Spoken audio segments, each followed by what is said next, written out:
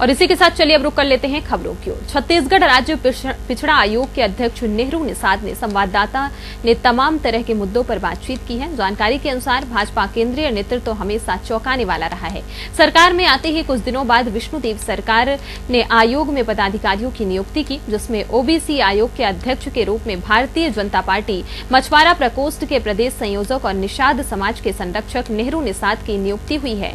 बता दें कि नेहरू निषाद बड़े ही सरल और सौम्य व्यक्ति हैं, जिन्होंने पार्टी में रहकर सरकार के साथ कदमताल करते हुए कार्य किए हैं। बूथ लेवल से मंडल और विधानसभा चुनावों का नेतृत्व नेहरू निषाद ने बखूबी किया है।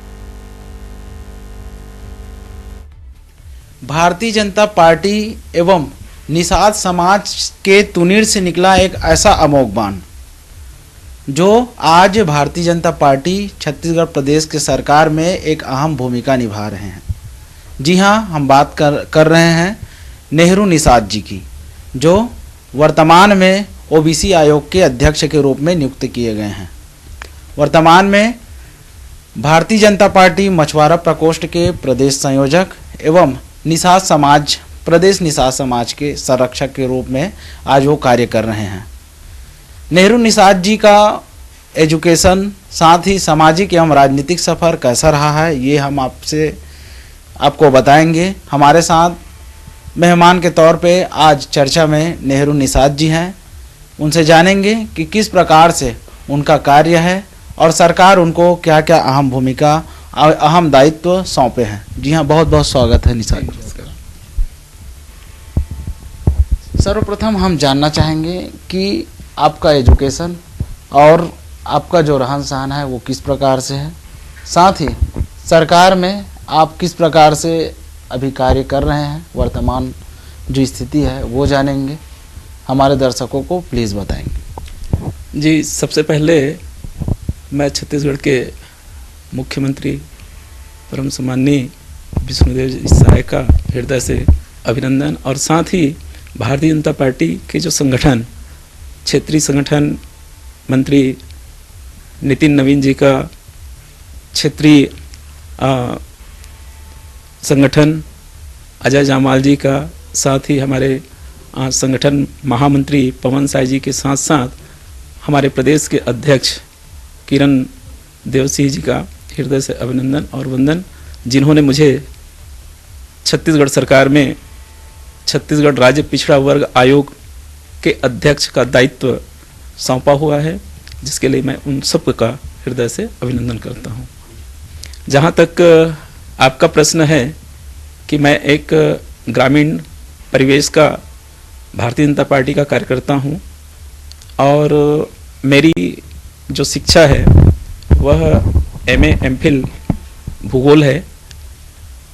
भारतीय जनता पार्टी में जब मैं आया तो मेरा एक लक्ष्य रहा है कि मैं भारतीय जनता पार्टी के लिए, इस राज्य के लिए, इस राष्ट्र के लिए कुछ करूं। इस कारण से मैंने शुरू से ही सामाजिक सेवा के क्षेत्र में हो, राजनीतिक परिदृश्य के क्षेत्र में हो, सामाजिक समीकरण की यदि कोई मैं बात करूं तो मैं देवपुर परिक्षेत्र निषाद समाज का मैं सचिव के पद में कार्य किया। उसके पश्चात धमतरी जिला निषाद समाज का मैं जिला अध्यक्ष रहा। जिला अध्यक्ष के रहते रहते समाज में एक बड़ा भूमिका मेरे को प्रदेश उपाध्यक्ष के रूप में दिया गया और उसके बाद छत्तीसगढ़ निषाद समाज का मैं प्रदेश अध्यक्ष के पद तक के सफर तय किया। उसके बाद में मेरे को पार्टी ने इस शक्ति केंद्र का संयोजक का दायित्व सौंपा, फिर मुझको मंडल का अध्यक्ष का दायित्व भी मुझको मिला और उसी के साथ साथ भारतीय जनता पार्टी ने 2019 से मुझको भारतीय जनता पार्टी मछुआरा प्रकोष्ठ का प्रदेश संयोजक का दायित्व भी मेरे पास में है। समाज में जिस हिसाब से आपका नाम है, समाज के कार्य को देखते हुए राजनीतिक शिखर जिस हिसाब से आप चढ़ रहे हैं और राजनीतिक शिखर पे आप लगातार आगे बढ़ रहे हैं, वर्तमान में ओबीसी आयोग के अध्यक्ष हैं। समाज में ओबीसी जो वर्ग है उनके उत्थान के लिए, उनके लिए जो कार्य करना है, सामाजिक, शैक्षणिक, साथ ही जो निचले स्तर के लोग हैं हमारे समाज के, उनके लिए आप किस प्रकार से काम करना चाहेंगे, उनके लिए रोड मैप क्या है? जैसे मैंने कहा कि छत्तीसगढ़ की सरकार में ओबीसी आयोग का अभी अध्यक्ष का दायित्व मेरे पास में है, और इसके पहले जब काम करता था तो केवल मछुआरा समाज के लिए मैं काम कर रहा था, लेकिन पार्टी ने मुझे एक व्यापक मंच दिया हुआ है जिसके अंतर्गत लगभग 95 जातियां हैं, और उन 95 जातियों में लगभग 91 जातियां तो आज स्पष्ट रूप से देखने को मिलती है, और 4 जातियां जो है विलोपित स्थिति में भी देखने को मिल रही हैं। और सबकी जो स्थितियां हैं, सबकी जो समस्याएं हैं वह अलग अलग है। पिछड़ा वर्ग के अंतर्गत कुछ जातियां ऐसी है जो आर्थिक दृष्टि से संपन्न है, लेकिन कुछ जातियां ऐसी है जिनकी आर्थिक व्यवस्था, सामाजिक व्यवस्था, राजनीतिक व्यवस्था एकदम निचले पैदान पर है। उनके उत्थान के लिए भी बहुत सारे कार्य जो है सरकार के माध्यम से किए जाने हैं, और हमारा उद्देश्य ही है, छत्तीसगढ़ सरकार का उद्देश्य ही है, जो पंडित दीनदयाल उपाध्याय का जो एकात्म मानववाद का जो चिंतन है कि सरकार एक ऐसी योजना बनाए जो समाज का जो अंतिम व्यक्ति है उस अंतिम व्यक्ति का उत्थान हो सके। इस प्रकार की जो योजनाएं हैं वह छत्तीसगढ़ सरकार के माध्यम से भी और केंद्र सरकार, मोदी जी की सरकार के माध्यम से भी बनाई जा रही हैं, और हमारी कोशिश होगी कि केंद्र सरकार की विश्वकर्मा योजना के बारे में आप जानते हैं, जिसके अंतर्गत जो छोटी छोटी जातियां हैं, चाहे वह सुनार हो, चाहे वह लोहार हो, चाहे वह केवट हो, चाहे वह बढ़ाई हो, सबके लिए योजनाएं आई हैं, और उन योजनाओं को समाज का जो अंतिम जो व्यक्ति है वहां तक के सरकार के माध्यम से कैसे पहुंचे, इसके लिए पिछड़ा वर्ग आयोग जो है काम करेगा। और इसके लिए निश्चित रूप से जैसे मैंने कहा कि न केवल इन जातियां, इसके अतिरिक्त और कुछ ऐसी जातियां हैं जो बीहड़ जंगलों में रहती हैं, और वहां तक के सरकार की जो योजनाएं अधिकारियों के माध्यम से जो नहीं पहुंच पा रही है, उन योजनाओं को वहां तक के अधिकारियों के माध्यम से पहुंचाने की जिम्मेदारी भी एक बड़ी ओबीसी आयोग के अध्यक्ष के लिए है। जी, अहम सवाल ये है कि एकात्म मानववाद, साथ ही वसुधैव कुटुंबकम, जिस हिसाब से पार्टी का और साथ ही आपके शीर्ष नेतृत्व का ये नारा रहा है, काफ़ी सराहनीय रहा है। प्रदेश में जिस हिसाब से पूर्व में कांग्रेस की भी सरकार रही है तो लगातार आरक्षण को लेकर ये मुद्दे उठते रहे हैं, लेकिन आरक्षण के जो मुद्दे हैं वो लूप लाइन में चला गया है अभी वर्तमान में। तो इस आरक्षण को ओबीसी आयोग में जो है आप किस प्रकार से रख पाएंगे और ओबीसी को किस प्रकार से आरक्षण बेहतर तौर पे दिला पाएंगे? आरक्षण के संबंध में आप क्या समझते हैं और क्या कहना चाहेंगे? देखिए, आरक्षण का विषय निश्चित रूप से एक महत्वपूर्ण विषय है, और इसके लिए छत्तीसगढ़ सरकार भी काफी गंभीर है। अभी आपने देखा होगा कि छत्तीसगढ़ सरकार के माध्यम से एक छत्तीसगढ़ राज्य पिछड़ा वर्ग कल्याण आयोग का भी गठन हुआ है, जिसके अंतर्गत सामाजिक आर्थिक सर्वेक्षण का काम चल रहा है। उसका डेटा जो है हमारे पास में आ भी चुका है। तो निश्चित रूप से ये जो आरक्षण जो है ना, दो तरीके से हुआ करता है। एक तो राजनीतिक आरक्षण होता है, जिसके अंतर्गत त्रिस्तरीय पंचायत चुनाव है, नगर पंचायत, नगर निगम का जो चुनाव है, इनमें नगर निगमों के चुनाव में जो वार्डों में जो आरक्षण की जो प्रक्रिया है वो एक महत्वपूर्ण है, जिसके लिए ये जो कल्याण जो आयोग है वो अपना काम कर रही है। दूसरा, शैक्षणिक आरक्षण, नौकरियों में आरक्षण, इस प्रकार की जो व्यवस्थाएं हैं, इसके लिए सरकार जो है ना लगातार प्रयास कर रही, ताकि ज्यादा से ज्यादा पिछड़ा वर्ग के हमारे जो छात्र छात्राएं हैं, जो युवा साथी हैं, उनकी भूमिका नौकरियों में भी हो सके और बेहतर से बेहतर शिक्षा का लाभ जो है इन वर्ग के जो विद्यार्थी हैं उसको मिल सके। इसके लिए भी सरकार जो है काम कर रही है।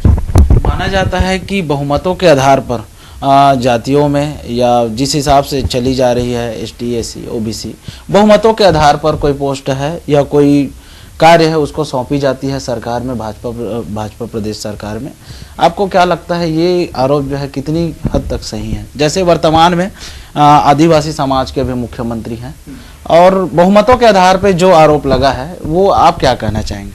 नहीं, मैं इसमें शायद सहमत नहीं हूं। मैं इसलिए सहमत नहीं हूं कि यदि कोई बहुमत के आधार पर यदि कोई दायित्व या कोई पद यदि कोई मिलता तो निश्चित रूप से आप जानते हैं कि छत्तीसगढ़ में साहू समाज एक बहुतायत मात्रा में यहाँ पर निवासरत हैं।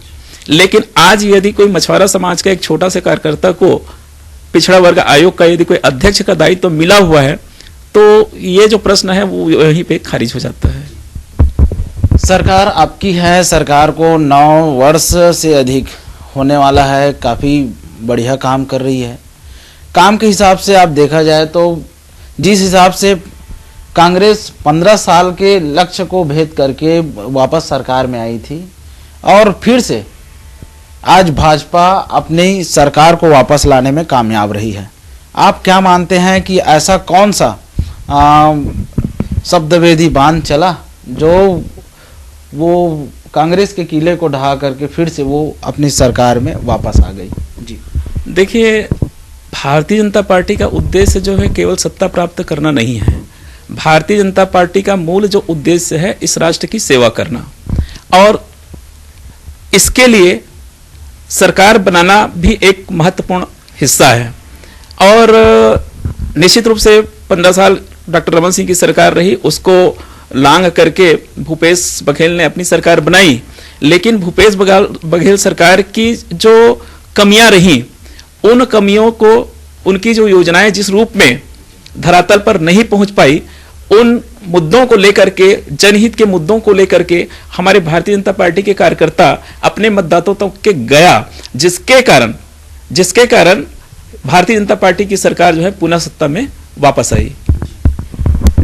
9-10 माह के जो कार्यकाल है उसको आप कैसे देखते हैं कि लगातार जैसे किसानों के लिए जो रेट तय किए हैं धान को लेकर के, साथ ही जितने वनोपज है उन सबके लिए भी तय किया गया है, कर्मचारियों के लिए मोदी की गारंटी काम कर रही है, महिलाओं के लिए महतारी वंदन योजना के तहत 1000 रुपया प्रति माह ऐसे स्कीम काम कर रहे हैं।